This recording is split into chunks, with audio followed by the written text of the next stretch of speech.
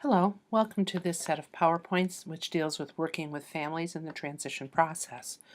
Your chapter in your book dealt very much in depth with working with families across special education as a whole, and particularly within transition planning, and focused especially on working with families from culturally and linguistically diverse backgrounds.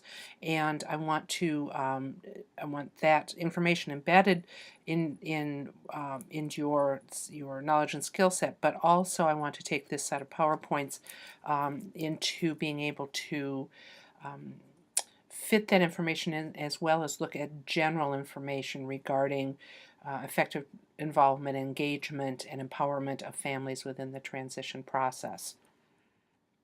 The objectives that we're going to be dealing with in this particular set of PowerPoints overall describe how the family dynamics may impact the identification of the student's strengths, preferences, interests and needs. Again, that SPIN, strengths, preferences, interests, and needs, we've already identified in previous PowerPoints as being essential to the transition planning process.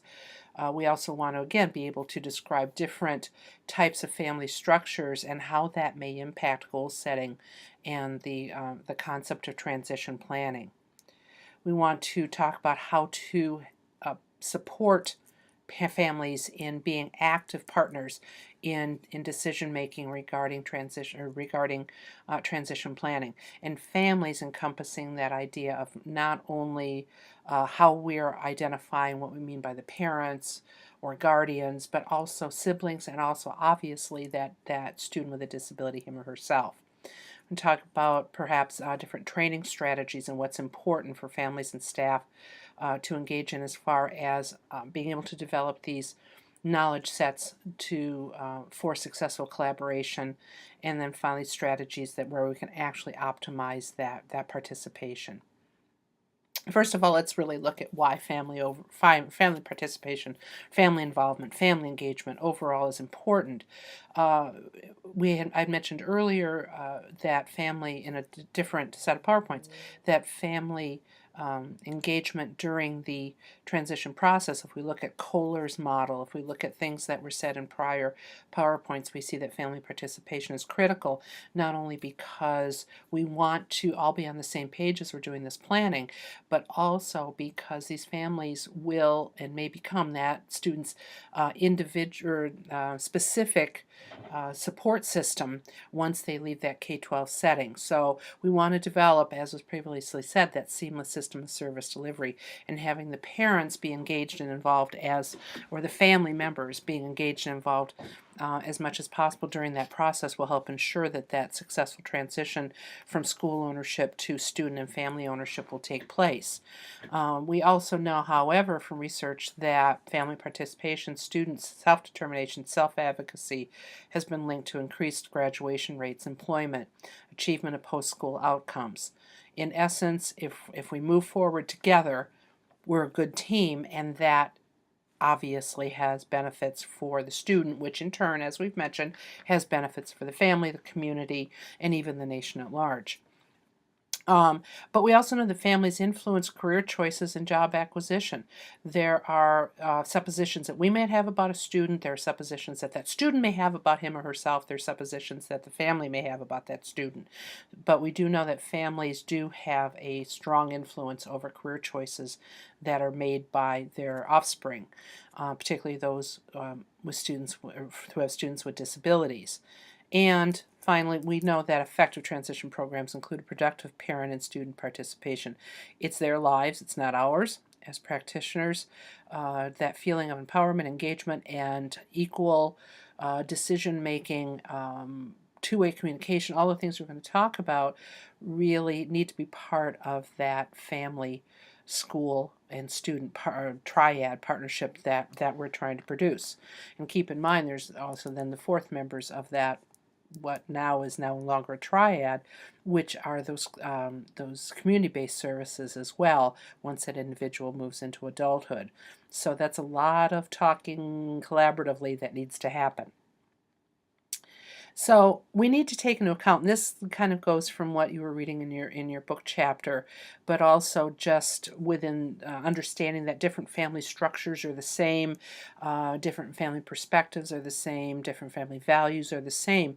The big question that we really need to answer for ourselves is, A, do we understand what type of impact those various cultural outlooks or various family dynamics or experiences or backgrounds might have on that transition, in planning for that transition to adulthood for that young adult with disabilities, and how can this be woven into what we're doing with our transition planning, i.e., so it's not just a school-driven process, but actually becomes a partnership-driven process.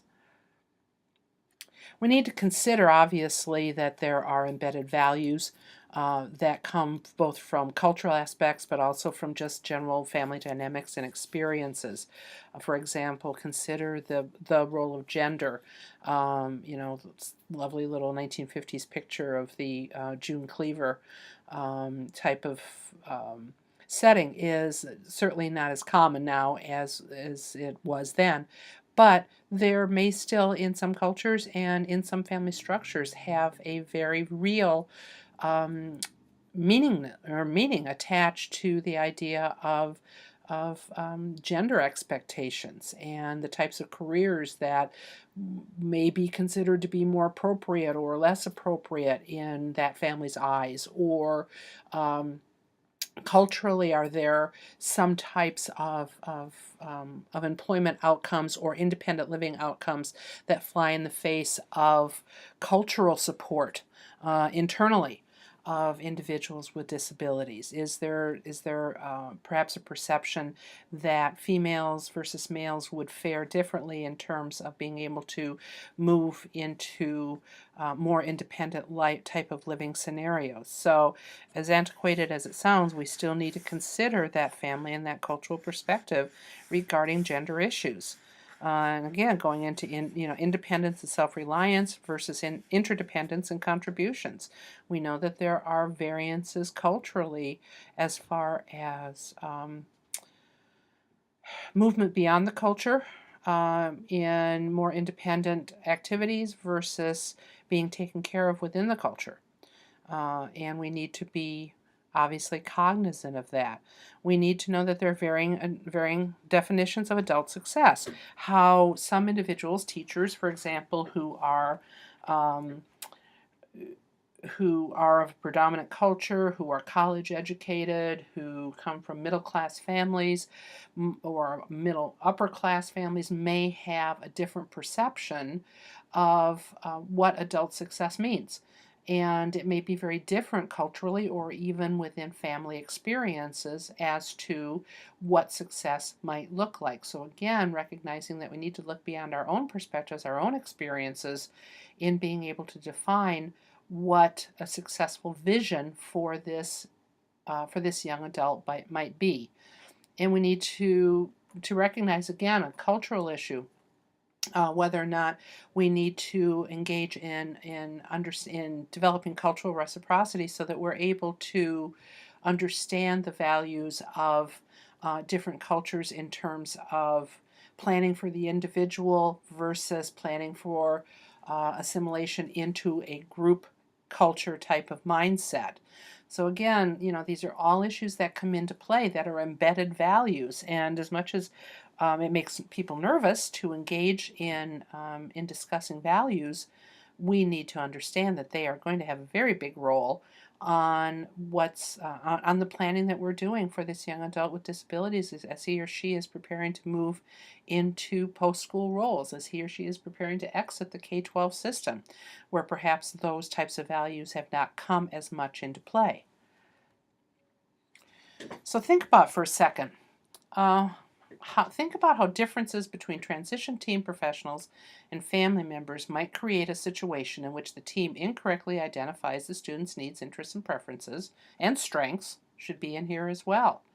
Many times we'll find a disconnect between what the family views about that individual, what the individual views about him or herself, and what the school views about that individual, and indeed how that school views the participation of the family unit in educational planning. So when we think about differences between what you're bringing to the table and what the student and what the family are bringing to the table, can you identify differences in those schemas, I guess is a word, that could actually lead us to making improper assumptions about the best vision and plan for this young adult's future? Let's talk about some of the critical issues that have been identified um, in the literature regarding family engagement.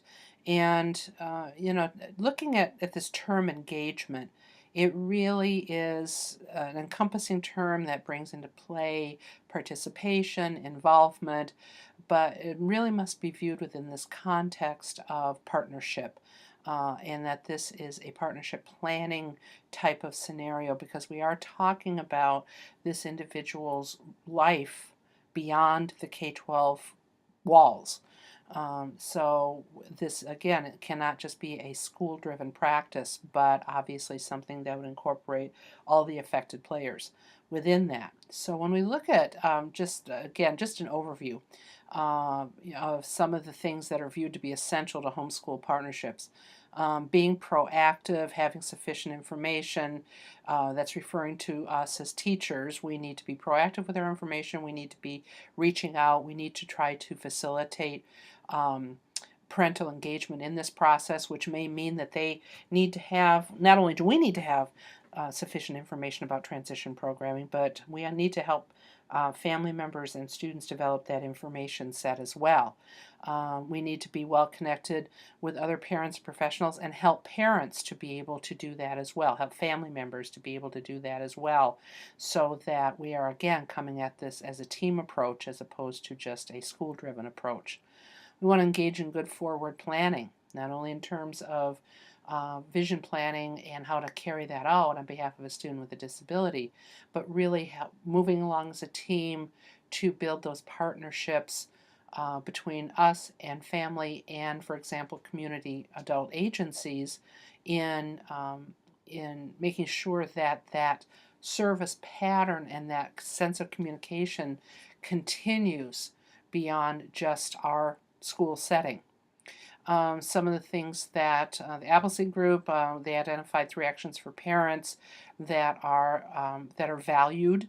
One is to become fully informed about whatever is being engaged in the school.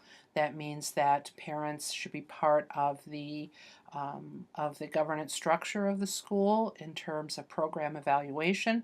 They should be as informed as possible coming into school planning meetings on behalf of their student.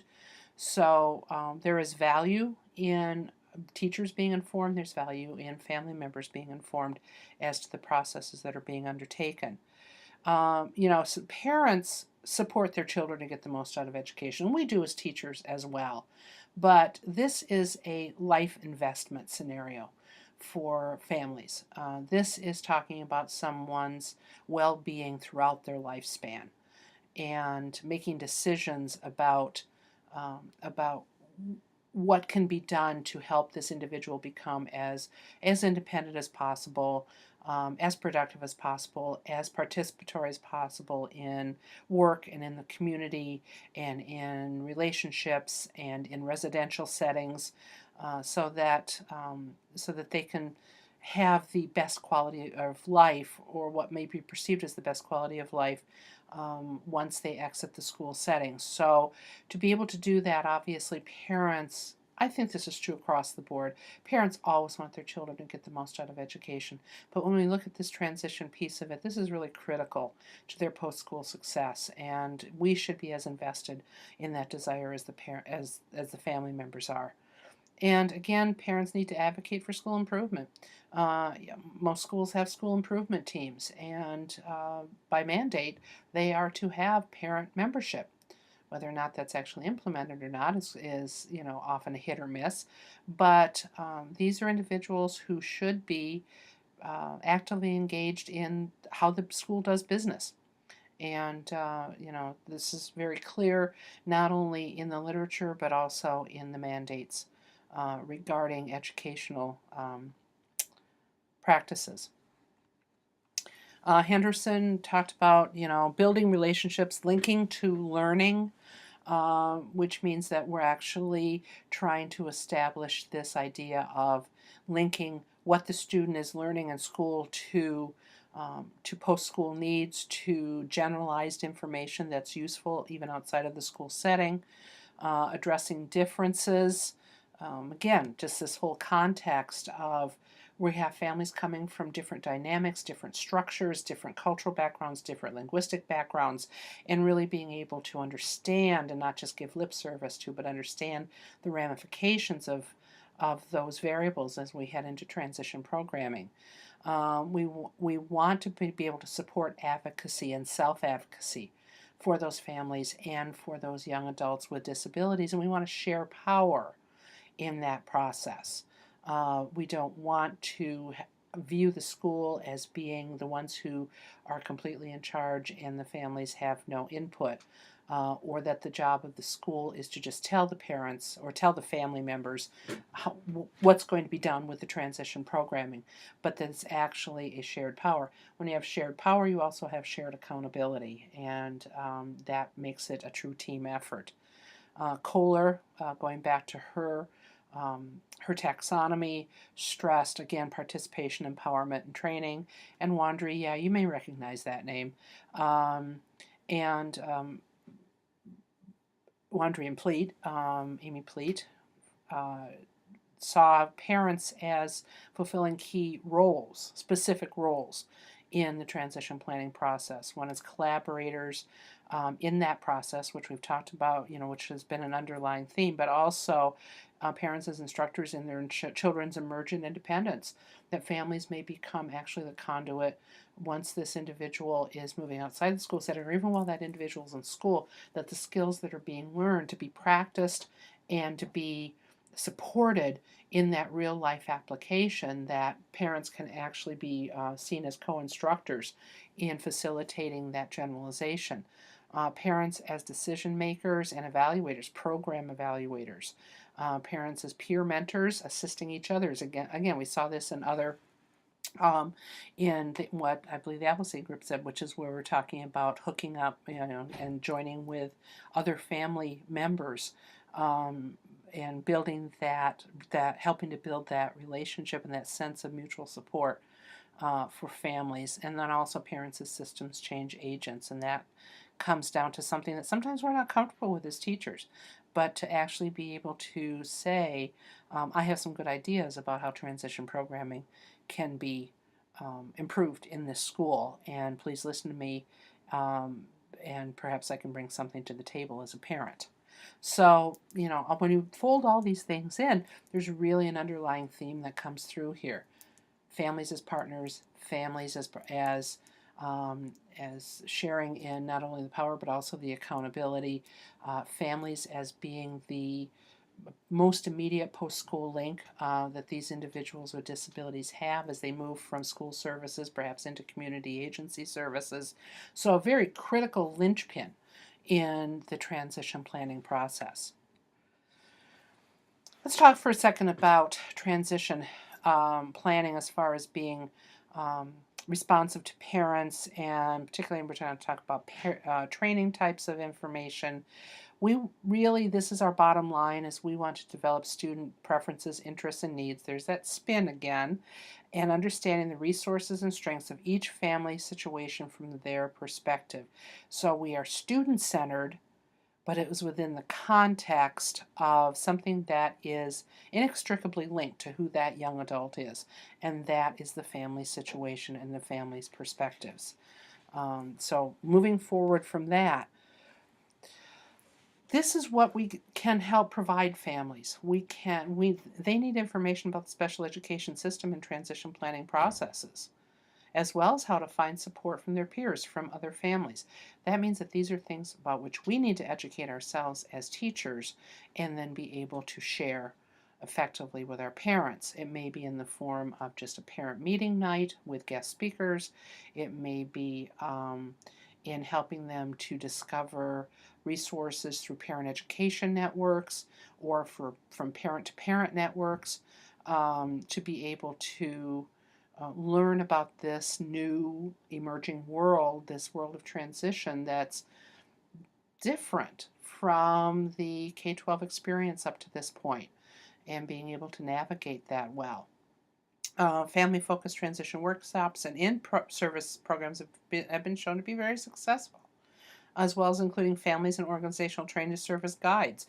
So considering that when we are providing information to families, if we do it in a collective sense in workshops or in service programs, that it's not, again, us, the school, telling them, the families, how this is going to be done, but rather that it be a collaboratively delivered type of training experience. As far as us being responsive to their involvement or engagement in the process itself, research on family involvement indicates that parents are many times not very involved in the IEP or transition planning process.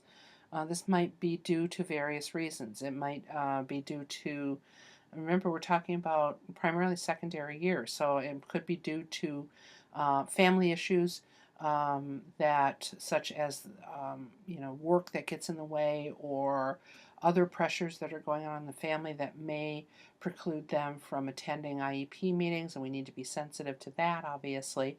But also the idea that that perhaps throughout the K-12 years there's become an increasing reliance on the school team to be the decision makers and the providers, and the parents to be more just the recipients of the information.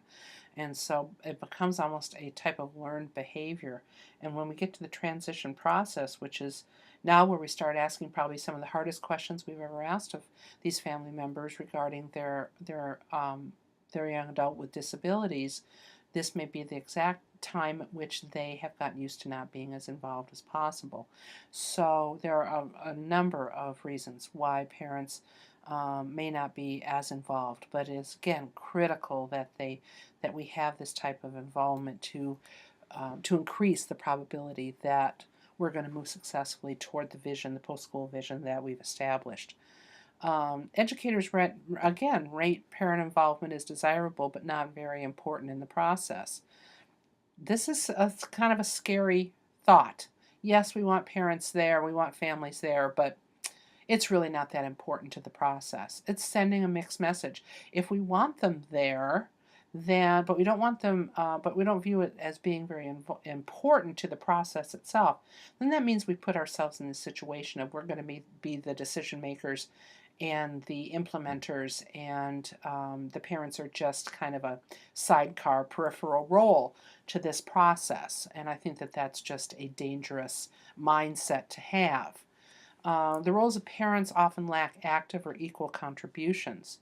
Parents are more likely to participate passively in the IEP and other decision-making meetings, and I'd mentioned this earlier. It may be a learned behavior. It may be because of the family's culture that this is the dynamic. It may be because of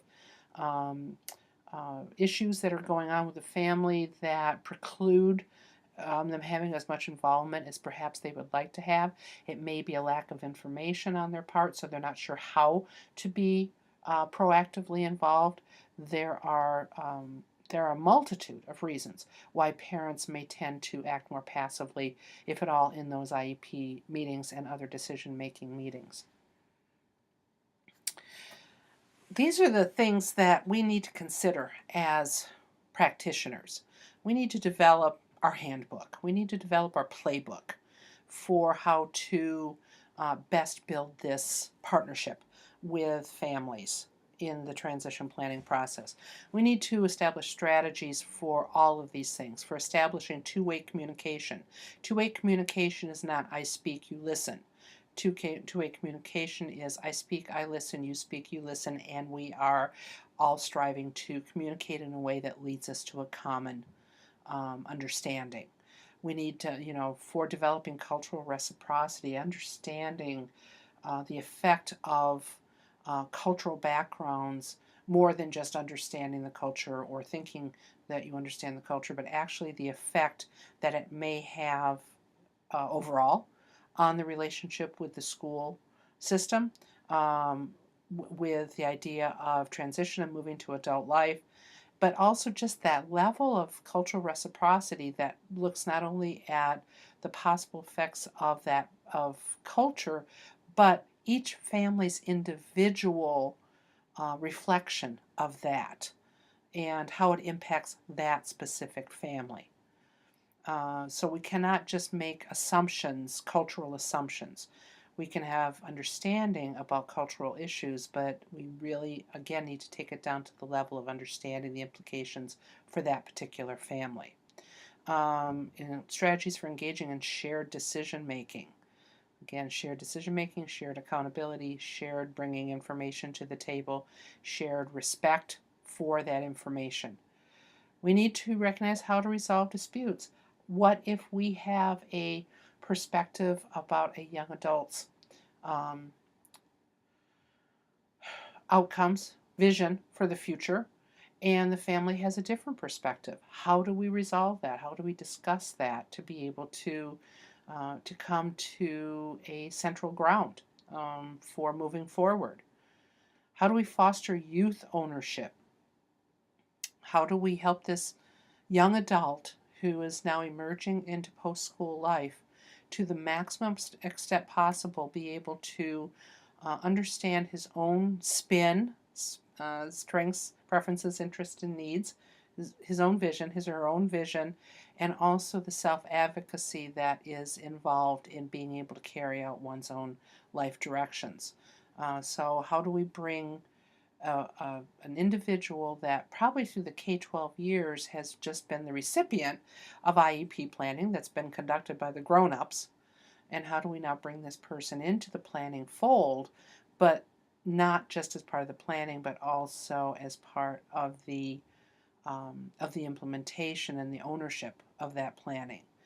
How do we include families more in school agency improvement efforts? How open are we? How can we ask ourselves how open we are as educators to having family involvement, family proactive involvement in evaluating how we are doing business in our particular school settings, and in this case, transition programming. And finally, strategies for building capacity to expand family engagement. Sometimes families want to be involved but don't know how they can better be involved. Sometimes they are lacking information that might help them be better involved. Sometimes they're not as comfortable with being involved, and how can we help bring them, perhaps increase that level of comfort while also respecting that level of comfort as something that perhaps we shouldn't push if the family just doesn't want it to be pushed. So how do we expand that engagement to the level that where the family is comfortable, where the family feels like they want to be participating, and build that into our overall effectiveness of transition programming. Now think about that. Think about the strategies that were just listed on that previous page. And I want you to think of, for each one, just an idea, an action that you could use to begin building each strategy for use in your professional setting. Okay? Just think about how you could facilitate that particular type of family engagement growth in your setting.